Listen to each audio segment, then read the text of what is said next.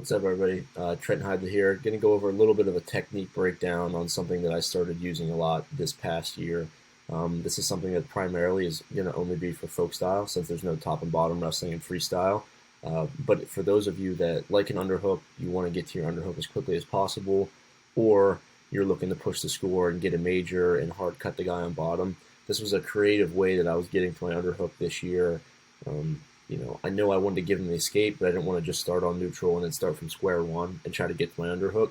So what I was doing is, I have a right side underhook that I want to be in the over-under position or the 50-50 position. So I circle out front while he's still on bottom, get my underhook where I want it, and then as he starts to work up, as soon as he gets his one, I'm working for my single leg finishes into my forced wizard position or my throw by. So you may like this, I don't see a whole lot of people doing this, but this is one way that if I was having a hard time getting my hook in neutral and I was trying to run the score up, this is a quick way that I could get there and score quickly. This is my second round match at NCAAs. I'm up 8 in the second, going for the tech fall. Line up on this left side. I get my breakdown. Come outside right away, get to my underhook. Wait till I get my one. So as soon as he stands up, there's 1 point, right to my attack. Okay, again, I'm circling out front. I don't want to just break the space and start from zero, so I put myself in this over-under position. Technically, I was still on top, and as soon as he gives his one and stands up, I get my quick takedown with my underhook. Last time here, still on top, one escape, right to my shot. Okay, so I have a few more examples of this in different matches from this year. All right, so the second example was a quarterfinals at NCAAs this year. I'm up by 5 with riding time, so essentially I'm up 6. I needed one more takedown for the major. Notice I line up on this left side, come out right away. He gets his one escape, right to my offense. End up getting the takedown in the major decision. So this is something that I'm looking to do, off the whistle. Okay, I don't want to kick him free and then try to punch my hook. It's a lot harder that way. Circle out front, put myself in my over-under position. That's my best position. And then wrestle right to this single leg as soon as I get my escape. It doesn't necessarily have to be an underhook. Like for me, I want to put myself in an underhook, but if you're going to hard cut somebody, and you're pressing on the hand, you're pushing up, you want to get to your collar tie or get to a 2-on-1, whatever your best tie is. If you're looking to, get bonus points and push the pace, as you cut, don't just give them a free reset in neutral. Get your hands where you want them, and for me, that's getting to this over-under position. So I'll do this one more time. Circle out, get to my underhook, force him to stand up, get his one escape, right to my offense from there. Okay, so no wasted time. A few other examples. Okay, so in the Oklahoma State duel this year, I think there was actually 2 examples of me doing this. This first one, about a minute left in the second period. You'll see I end up coming up on this left side, circling out front, right in my over-under position, and then I'm looking to score right away.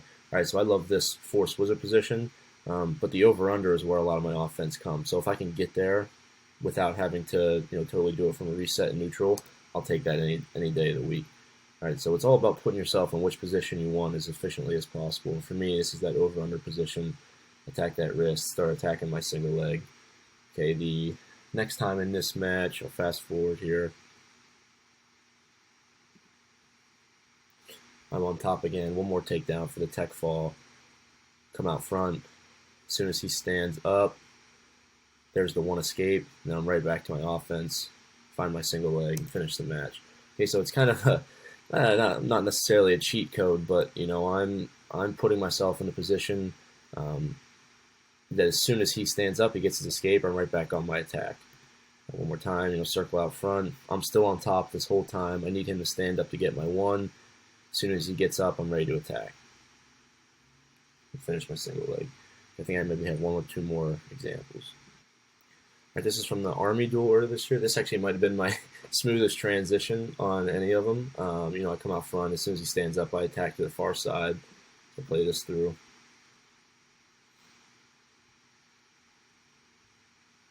Right, I'm on top. I want to cut him right to my underhook. One escape, takedown right away.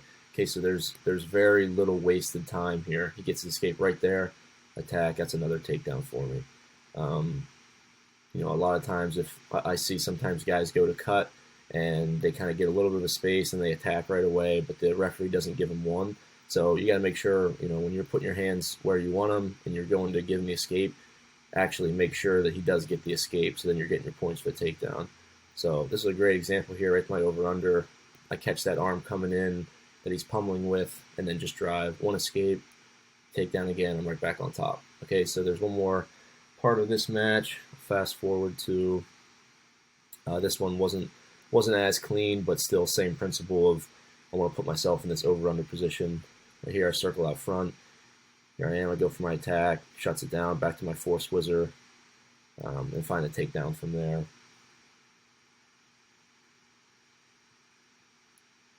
Okay, so watch that one more time.